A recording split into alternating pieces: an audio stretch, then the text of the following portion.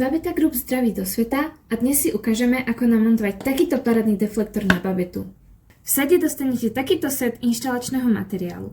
Ako prvé je potrebné vymeniť pôvodné matice na hlave za predĺžené z osady. Odporúčame najprv povoliť dve protiidúce matice, povolte ich úplne. Potom dajte na ich miesto predĺžené matice a dotiahnite ich. Následne vymente ďalšie dve matice. Tak bude montáž s čo najmenším počtom komplikácií. Zoberte deflektor. Skrutku s podložkou a vymedzovacou trúbkou je potrebné nasadiť takýmto štýlom. Dajte si pozor na orientáciu deflektora. Na vrchnej strane je napísané top.